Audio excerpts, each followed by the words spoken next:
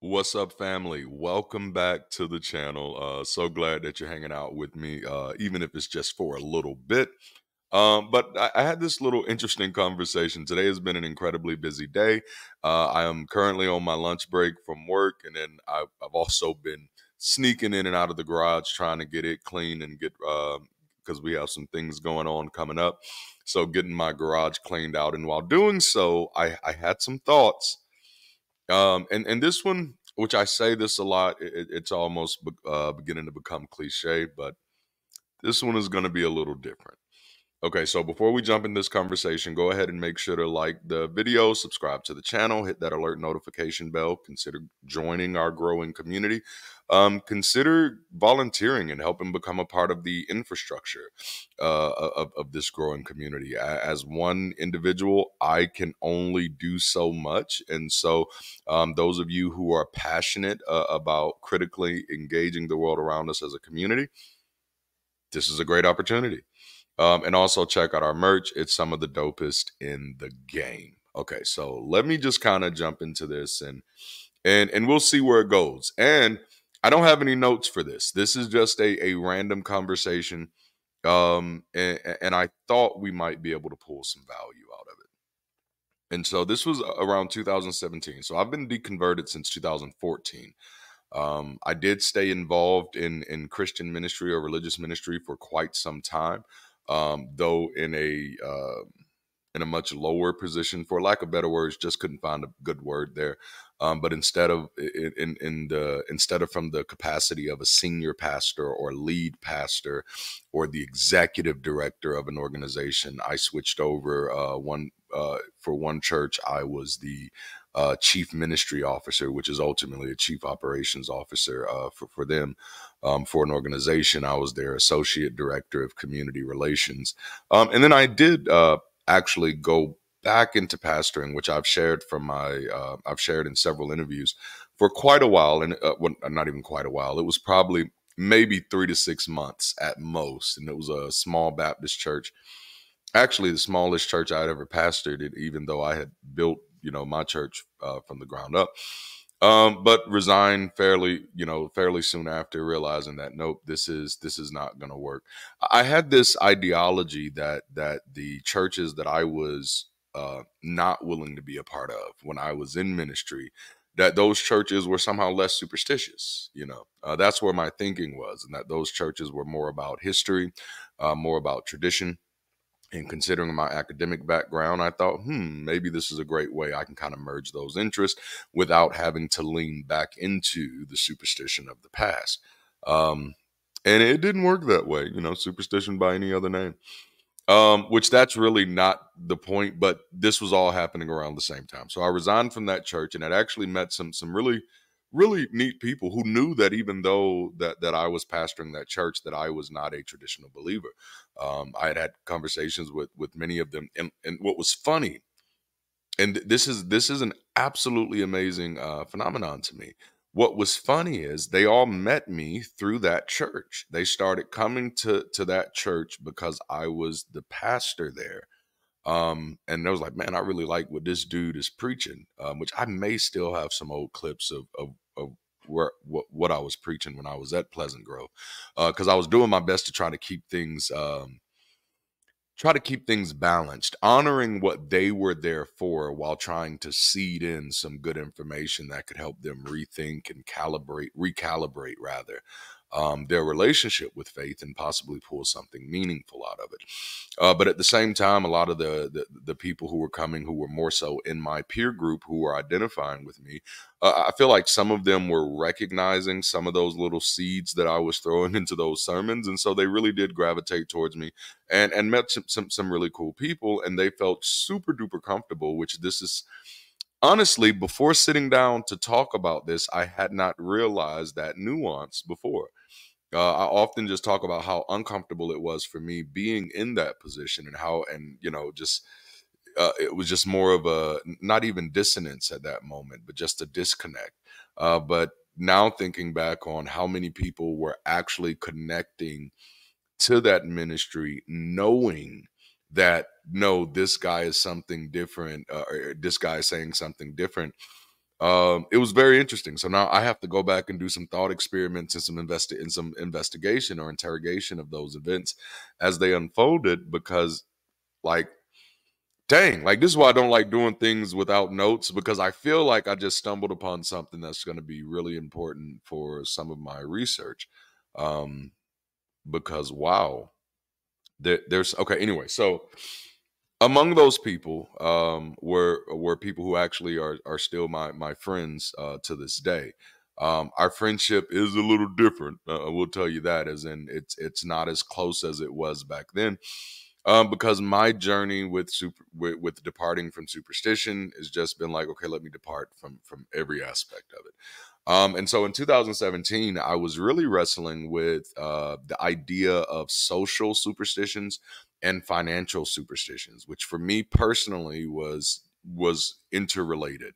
Because even after, just one day waking up and realizing, okay, hey, I don't believe in God, and this belief has not helped my life, nor has this, and this belief has been harmful, doesn't mean that the next day all of a sudden my life is better, or that I've picked up better habits, better beliefs, better ideologies, or anything.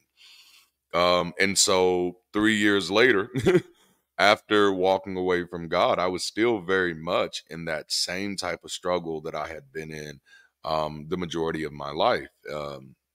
And so in 2017, I was really thinking through, what else am I not critically engaging? And that was like 2017 was as big of an epiphany for me as 2014 was, because it was just like, oh, religious superstition isn't my only problem.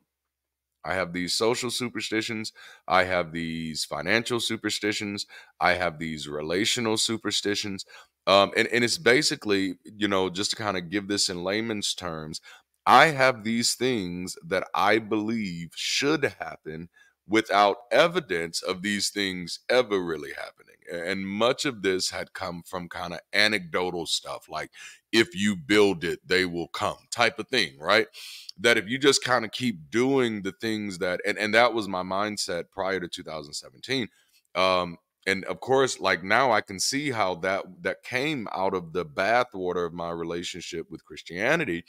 What was this idea? If you do the work of God, then God will work on your life. If you do the work that God wants you to do, then God will send everything you need. God will send you support. I remember as a pastor, there were several times that I would be in my church sanctuary, hours before anybody else would get there. And that would be my prayer, that God is sending souls from the north, the south, the east, and the west. That God is pulling people out of their addiction. That God is pulling people out of their sorrow. That God is waking people up in their sleep, letting them know that there is a light, and the light is at Kingdom Central. My church's name was Kingdom Central, and the light is at Kingdom Central. Draw them forth, and this was very much my ideology, that God is going to send people. And what was very interesting is that these ideologies were shaped by scriptures that were taken out of context, for sure, because the ideology is go get people, not, but then there's also this thing, like one scripture, if I be lifted up, then I'll draw all men unto me. And so then my commitment as a pastor had to be to keep lifting up Jesus. And as long as I'm lifting up Jesus, if I'm doing the lifting, God would do the drawing. Y'all don't hear me out there, but that's literally where I was, at that time. That was the ideology, that was the linguistics, the language that I was subjugating myself to, and so therefore it was shaping my ideology. But it was more than just this belief that God is going to send me what I need, that God is going to send me support. It was this passive aggressive. Ooh, that's good. It was this passive aggressive approach to life. And this wasn't even necessarily where I wanted to go, but hey, this is what happens when you don't have notes. It was a passive aggressive approach to life. And the reason why I say that is because I was being passive in all of the things that I could actually be doing to change outcomes, but I was being aggressive in this spiritual showmanship. you know, doing the things that I thought would lead to those things. And so the reason I say that definitely enables and highlights and undergirds superstition, because then I am completely disconnected from what leads to what. And it's like, no, saying God send the people doesn't get people to show up, you know. But so the big point is, outside of the religious aspect of those of that ideology, I also had that in the social aspect, that if I'm doing something worth supporting, that people will support it. You kind of put yourself in a loop there, because then you define what's worth supporting without actually interrogating what others might actually find to be worth supporting, you know. And these were some things that I was at, and I was like, holy crap, I've actually been waiting for other people to see the value of my work, to support the work, so that I could do the work, which means there's no work for them to see the value of. The only thing they can take value in is my words. And I was just like, oh, yikes. This is why I'm broke. Not just for me at that time. It was like, yeah, this is why, you know, why I'm in a lot of situations that I'm in. I'm not actually critically engaging my activity versus my expected outcomes. And so 2017 was a big year for that. All right. So um hanging out with my friends around this same time, because we were actually trying to work together. I mean, if you ever get close to me, I'm probably annoying, because I guess like, again, I explained to you all a lot that I'm hyper productive, and so I think I've gotten there so much so that I almost expect people to be in my life to be somewhat so. Like, we're doing something, because I'm really not the type of person, and this kind of comes out of the story that I'm sharing now. I am not per se the type of person who just likes to, you know, hang out for no reason. I like my hangouts to lead to something, you know. Um, and that's just because, I brought, nobody's fault but my own. I brought 4 kids into this world.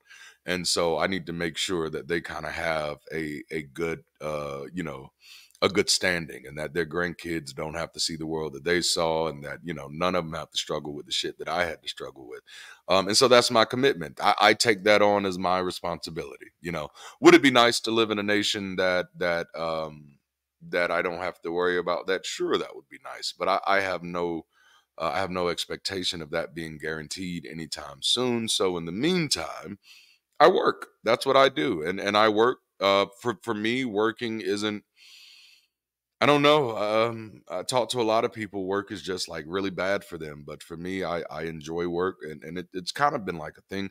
But it's also been because, like, I kind of only work about things that are important to me, and that I'm passionate about, or that I can see myself doing well in, which is actually one of those things that the work that my wife and I do in the local community. That's one of the things that we try to help people to do, is to get out of dead end jobs. That job, 9 times out of 10, if you're in a dead end job, that job didn't sign up to be anything other than that dead end job. You know what I'm saying? And so we kind of help people on the other side of superstition find ways that they can, for those who can, right?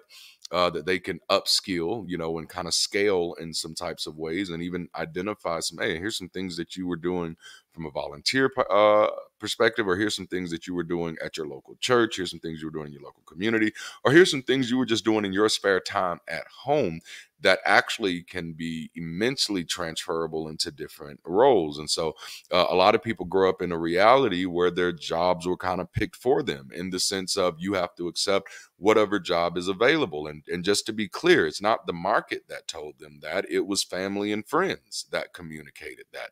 It was family and friends that, when people start saying, hey, you know what, I think I want to try for this. And they said, well, you got to crawl before you walk. Well, I'm just be honest with you. If you aiming for this, just accepting any job that comes is not going to necessarily get you there. Now, I understand the nuance, because again, I've lived there, been homeless, not overlooking this stuff. I do understand the nuance. There's some certain times life gets so hard, you have to accept whatever you can accept. But just remember, when you're accepting whatever you can accept, that your mentality should be that this is temporary, because you know that the math here doesn't align with the math that I want for my life, right? And so this can only do so much. And so you can, for me, it was about, and literally, this is what we called our courses that we do with people. It was about masterminding that ish, man. And just finding a way. And that was a big, I don't know, it was just very liberating for me once I realized that, okay, there is no God, there is no devil, nobody's pulling strings and things of that nature. And there is no divine thing that's blocking me or pushing me. I can navigate. I can pay attention to the world I'm in, and I can navigate. All right. So like I'm all over the place right now, but I hope you all are getting something of value out of this. Hopefully maybe it's, giving you some things to think about as well. So I'm hanging out with my friends. I keep coming there. Hanging out with my friends, and we're hanging out, especially now that I've resigned from the church. We're hanging out more and more, just kind of fascinated by each other's journeys. And it's like, oh man, I think as Black people, it just felt good not to be bound to dogma or doctrine. And I want to highlight that while I'm here. Many people don't have a problem with the lack of critical thinking in church. Many people don't have a problem with the lack of with the prevalence of superstition in religion. Their problem is just somebody telling me what to do, or somebody telling me what to believe. Doctrine and dogma. And so because of that, this answers the question, why do so many people who leave the church end up getting another foolishness? Because they didn't have a critical exit. Like if you don't have a critical exit, I used to put it in just, it was either critical or emotional. And now I realize there are other categories as well. There are non-thought. Some people aren't anti-religion, they're anti-organization, anything organized.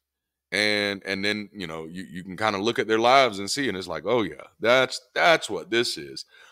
Which, as you can probably see, because I'm a proponent of building community, I am definitely not anti-organization.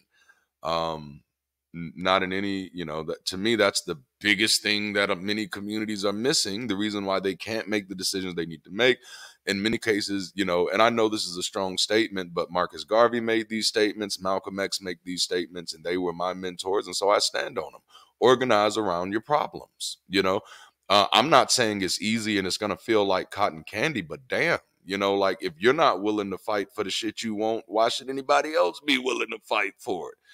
And like we can argue all day about whether or not it should be that way or shouldn't be that way, but the longer you wait for somebody else to solve your problem, the longer you put yourself in a position to be taken advantage of. All right. So hanging out with my friends, we're hanging out more, drinking and stuff like that, having a good time. And just talking about life, and because we've all separated from church, and or at least separated from the dogma of doctrine of church, which is what they liked about being at that Baptist church that I was pastoring, is that it didn't sound like the doctrine and dogma that they were used to. And it sounded like, oh man, this sounds like a more open-minded situation, which is really what a lot of people are seeking for. Which means, a lot of people leave the church aren't there. It's not that they're closing off the idea that there is a God, or that there is a spirit, or there's anything else. For many of them, they just want the freedom to be able to think about these things. And that's something that I do. One of the caveats that I do try to warn the secular community about is that we do not want to take away people's freedom to explore. Just because we may have come to certain conclusions and feel very strongly about those conclusions, we want to be very careful about rerunning that dogma gambit and saying, well, no, because I know this to be true, you have to know this to be true today. No, there has to be an aspect of us that is willing to honor the journey of other people and actually give them create safe spaces for people to explore, and start creating the avenues that make it easy, that the people who haven't come to the proper sound conclusions today, let's just help give them the tools and the spaces where they can come to those conclusions without the pressure of being treated like a dumbass, um and so I'm hanging out with my friends.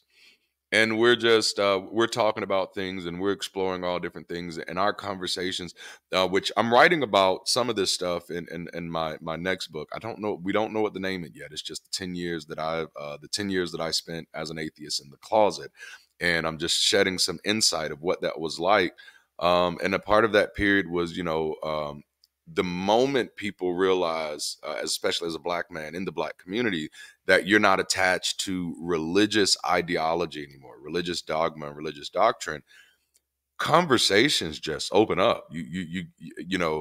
For where pre deconverting, my conversations were church and relationships for the most part. Few conversations about business, but really just more so off of the idea that nobody wants to work for anybody. Everybody's an entrepreneur because they don't want to work for anybody. And by the way, if that's your motivation to be an entrepreneur, you're going to suck at it. And I'm going to tell you right now, you have been deceived. There is no such thing as business without working from somebody. So even without working for somebody. So even if you own your own business as an entrepreneur, you work for your clients. So yikes. I'll when because we do these too. When we're coaching people when it comes to business, my thing is like, instead of your goal being, and this just helps, for the entrepreneurs out there, instead of your goal being to get somebody to give you money, instead of your goal being to get other people to make your life easier, why don't you make your goal to add value? In what way am I uniquely capacitated? That's an interesting phrasing. But am I uniquely talented, uniquely skilled to add value to either my local community, my regional community, or community abroad? Um, and I promise you, in most cases, you will find a better business idea than you will by saying, "What can I do where people will pay me and I don't have to work?" What I find from that, what I find that mindset is typically based in people drawing conclusions about people they never met. And so it becomes, yeah, the rich people, they don't have to work, so that's the thing that I want to do too. And I'm like, so how many rich people do you actually know, and that you've actually been in their lives? And it's like, well, none of them, but I see them on TV, and I'm like, that's not how knowledge works. And that's a weird thing to kind of attach your life to. I wouldn't advise doing that. But so hanging out, we're talking about, we are like absolutely overjoyed of being able to talk to other black people about more Afrocentric things. So we're talking about African spiritual traditions, African spiritual systems. We're talking about colonialism. We're talking about racism. Which, mind you, even when I was a believer, having conversations about racism was not, I'm not just talking about it around white people. I could have more conversations about racism with my white friends than I could my black friends. This is a reality. These are some of the reasons why I said I can't do this church thing anymore, because it's absolutely robbed people of their ability to critically engage any conversation, because they have to double check with their imaginary friend or their societal infrastructure for permission to engage the conversation. But once deconverting, you get into these plethora of conversations where finally I can talk about race, I can talk about politics, I can talk about science, I can talk about space, and it's just like, oh, we can breathe. And so I'm having these conversations with my friends, and then we start talking about aliens, and I'm like, okay, cool, it's a new conversation, let's go. Sure, I don't believe in a god anymore, so interestingly enough, I'm more open to the idea of aliens now, right? So we're having conversations about aliens, and then I begin to realize that these conversations are becoming more and more frequent. So we just be standing outside and looking up the sky, and one of my friends says, "Oh man, did you see that? It's a green light. See, that had to be an alien." And I'm just like, huh. And at first, because I am, and any of you that get a chance to get close to me, what you'll find about me is that I am an unobtrusive person. I don't really intrude into other people's experiences. So I don't exist to correct everything you say. I don't I'm not one of those people who view other people when they're just talking and sharing their experience. I don't consider everything that person says to be an argument that is up for debate. Most times I'm just listening to them. And if you and I are not engaged on that level where you've accepted me as a person who can give advice into your life, I'm just going to listen to you with your experience. Like, oh, okay, that's a nice thought. And, it's amazing to me how many people don't know how to engage relationships like that.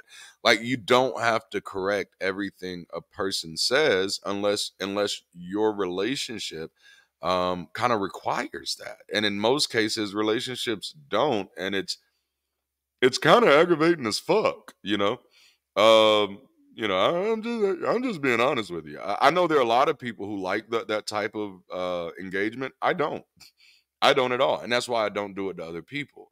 And so the first time somebody says, "Oh, I think that could be an alien," I'm not going to give them 150,000 reasons of why it can't be an alien. That's not what I exist for.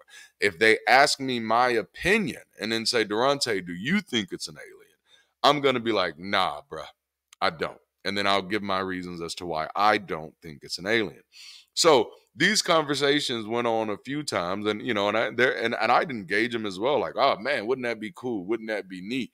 But then I realized it wasn't a "wouldn't that be cool" thing for them. It wasn't a "wouldn't that be neat." It wasn't speculation. It wasn't hypothesis. It was, in their mind, theory in the scientific definition, that this is damn near proven, that I know this. I know that when I see a green light in the sky, that there is no other possibility for that green light than alien. That type of thinking is no different than being in a church service, and when you have a certain feeling, saying, "I know that when I have this feeling, that feeling could not have been caused by anything other than God." Same superstition. Same thing. Right. Because superstition isn't relegated to religion. And I do my damnedest to drive this point home. Superstition is all about giving yourself permission to know what you've not actually tried to know. It's a shortcut in learning. I don't have to try to know this. Superstition is like having the cheat codes for the video games. Except for, because life is not a video game at this moment, at least not one that we can actually have accurate cheat codes for. We may get there, who knows? It ends up being very detrimental to yourself. So in these conversations, I begin to realize, like, wow, it's funny, because it was in those conversations that I actually begin to look back over my own spiritual conversations that I used to have with people when I was a believer, and realize it's the same disingenuousness there. To make these claims, these matter of fact claims, these definitive claims that I know that's an alien, or that I know God is healing you, or that I know God is going to deliver you, or that I know that God is real. Do you know how many people you can talk to who will say, "I know for a fact that God is real," who have never looked at the historical evidence, never looked at the archaeological evidence. They've never even looked at the literary evidence, which when I in 2014, I got to a place where I said, anybody who says to me, "I know for a fact that God is real," has only demonstrated to me that they don't understand the definition of at least 4 or 5 words in that sentence. Right? So in the same way, when just engaging my friends in these conversations, I begin to realize, like, oh, this problem is deeper than religion. And these are the questions I begin to ask them. And I said, "Man, you really believe that there's aliens out there?" And it was deeper than that. It wasn't just that they believed that there were aliens out there. They believed sincerely. And again, I'm not saying it's not possible. I'm saying, for someone to say they know it's happening, that's a bridge too far. And then for them, again, to hypothesize is one thing. The difference between a hypothesis and a theory is that once you evolve something to a place of theory, you are asserting knowledge. You are asserting understanding. You are asserting the capacity to demonstrate this as some type of truth. you know. And so I realized, not only did they believe that aliens were, flying around in the stars, but that these aliens were living amongst us, and they were likely controlling world governments and all these types of beliefs. And so once I begin to realize that, okay, this is not just speculative, and once I realize that this conversation is not going anywhere, or as in it's not going to leave, then I realize, okay, now I guess I can engage this conversation a little bit. And so my first question, you ready for this? And it's stuff like this that can quickly highlight the disingenuousness of what I would just call a preoccupation, because at the end of the day, that's all it is. It's a preoccupation at this moment. The question I asked is, which one of you have a telescope? Which one of you owns a telescope? Neither of them owned a telescope. Now, some of you are lost already, and it's okay. You're slow, but you're worth waiting on, right?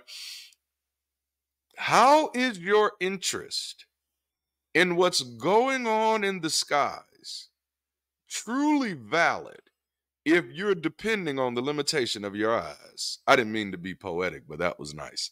No, like you're not even investing in the tools to take this preoccupation seriously. And I started with telescope because it was easy. Like you just go buy a telescope. So that way you could at least get a better view, which is the same type of rationale that I started with my pastor contemporaries when I was deconverting. It was like, hold on, wait a minute. So you don't know what the Apocrypha is? How are you being sincere in your pursuit of knowing God, and you don't even know what the Apocrypha is? You don't know who Ignatius is? Oh, so you start walking people through things. And so the same way I had, learned how to do that with my contemporaries in ministry, I was still wrestling with that with my friends. And it's just like, no, this is not a passion. This is not a pursuit. This is a preoccupation, which is ultimately a distraction. Because, I took it a little step further. Okay, this is obviously really important to you. And you obviously feel like we need to be doing something about it. Like that there's aliens taking over. What are you doing to get in position to do something about it? What are you doing to get in position to stop the alien takeover? Not a damn thing. You're just staring into the sky saying that could be an alien, and I bet they're at the White House right now. There's nothing prolific about that. That's bullshit. It's a waste of everybody's time. It would be I'd have more respect for it if you were the person who would invest in the tools, invest in the research, and attach yourself in that manner. I'd at least be willing to, like, okay, no, you know something. I like the doomsday kooks who are actually preparing for doomsday. At that moment, you're being sincere. If you're telling everybody that the end of the world is coming and you're actually preparing for the end of the world, then I believe you're being sincere. I still think you're deluded, but I think you're being sincere. But if you tell me that the end of the world is coming and you're selling snack packs, you see how I'm tying these things together here? The big point is, like, when you're paying like if we truly are critically engaging what we're doing, then we'll realize, like, it's not just religion that's the problem. As a matter of fact, it's us. We're the problem. We want these shortcuts, and we created these nice, beautiful stories to give us these shortcuts. And now these shortcuts have bled over into other areas of our thinking, And so that's just not relegated to aliens. People are doing the same thing with politics right now. They are absolutely saying that the sky is falling and that aliens are invading. But none of them are genuine or sincere enough to even get a telescope or even do anything to put themselves in position. Now, I call this out because anytime I call this out because, well, I did a video on leapfrogging and how I feel like that's absolutely irresponsible and is something we need to pay attention to. And that's exactly what my friends were doing. They were leapfrogging to an idea that they had, truth, not only any capacity to impact, but not any real intention to impact. It was a preoccupation, not something intentional. And I fear that we do that a lot more than we think. All right, so that's all I have. That was my little ramble. I hope I've said something that was, of some value to you today. And if I did, let me know in the comments. And if you disagree, share it on your YouTube channel, man. Tell people out there, your stance, because that's what this YouTube channel is for. It's for me to talk about mine, right? All right. I love you all. I hope you all are having a wonderful day. Please make sure to like the video, subscribe to the channel, hit that alert notification bell, consider joining our community, consider volunteering in our community, consider financially supporting everything we're doing on the channel, and check out that merch. Until next time, keep rising, stay progressive, and stay beautiful. I'll holler at y'all later.